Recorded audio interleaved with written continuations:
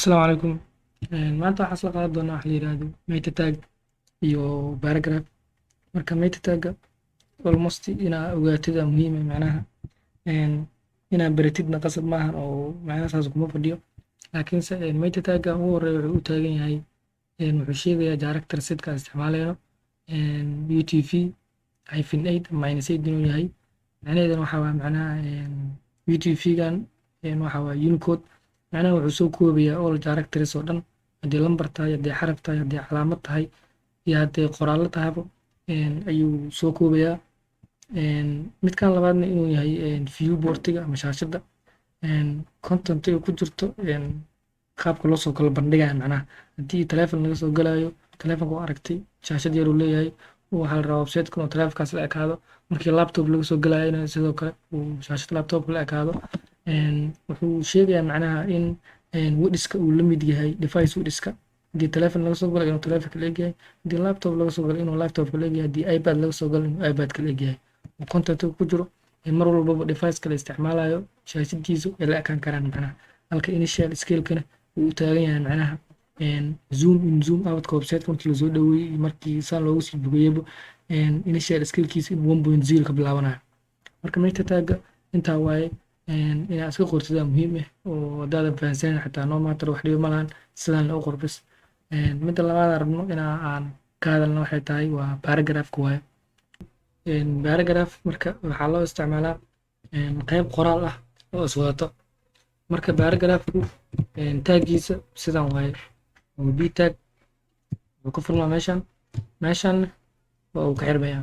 intaan wixii u dhexeeya waxaa la yihahdaa paragraph. marka haddaad rabtid inaa qoraal badan aad soo geshitid, waxaad samayn kartaa by default qoraal ahaan waxaa loo soo geliyaa, waxaa qoranaysaa lorem, then inta erey aad rabtid haddaad 10 erey rabtid waxaa leedahay lorem 10, waxaa leedahay tab waxaa kusoo galaysa 10 erey. haddaad rabtid inaa aad soo geshitid 5 erey waxaa qoranaysaa lorem 5, taa waa leedahay 5 erey kusoo galaysa. haddaad rabtid inaa 100 erey soo gashato lorem 100 aad leedahay, tab kusoo galaysa 100 erey. marka hadda anaga 10 erey camal aan rabnaa lorem 10 waxaa leenahay 10. marka save aa dhahanay waxaa ku ran garaysanaynaa browserkeena.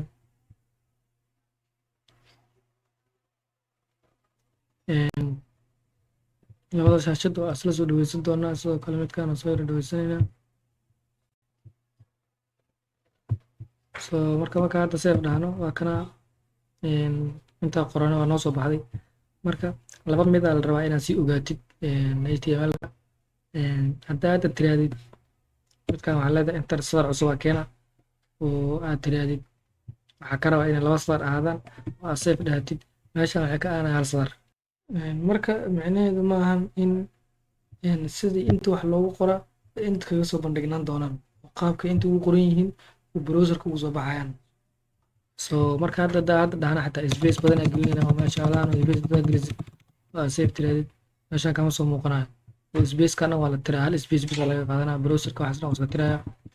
marka haddii aad rabtid inaa hadda sadar cusub oo kale hadda rabno inuu midkan sadar cusub noo ahaado, waxaad samaynaysaa waa bis tag waxaa jira la yirahdo br uu ka turjumaya taggan wixii ka dambeeya inay sadar cusub noqonayaan. hadda markaan save dhahno waxay noo noqotay 2 sadar ay noo noqotay. marka hadda paragraph kala qorno saa aragno paragraph-yada farqiga u dhexeeyo dhahno lorem 10 midka aan tab dhahno uu kasoo yaro durkay uu space u dhexeeyo, waxaad dareemaysaa sadarkan inuusan la soconin sheekadan hore, inaysan la soconin oo sadarkan uu yahay sadar gooni u taagan. marka midkan kalena haddaad rabtid sidiisa inaa sadar cusub ku noqdo adigoon waxaa leedahay br hadda markaan save dhahdid sadar cusub noqonaa. anoo hadda midkaan sadar cusub keenin oo leenkiisa bis uu maxaa leeyahay halkiisa leen bis isagoo aad ku jiro waxaa dhexgeliyay marka br-kan hadda wuxuu ka turjumayaa in br taggan br wixii ka dambeeyo ay noqon doonaan leen cusub ay kasoo bilaaban doonaan.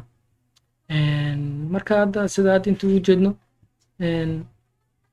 wixii ka dambeeyey waxay noqdeen inay kasoo bilaabadaan leen cusub. marka waxaa leenahay paragraph-ka waxaa loo isticmaalaa in qoraalada lagu soo geliyo, halkii hejwankii aad soo qaadanana loo isticmaalaa dhahne in ciwaan lagu soo geliyo. hadda hejwan ku darsana meeshaan waa dhahne hejwan kani ama yar ka dhigana kani waa paragraph aan save dhahno wuxuu noo noqonayaa far waaweyn ciwaankii iyo qoraal is wato iyo qoraal kale is wato saan hadda loo paragraph waayo kanna waa hajwankii insha allah waa inoo cashirka xigo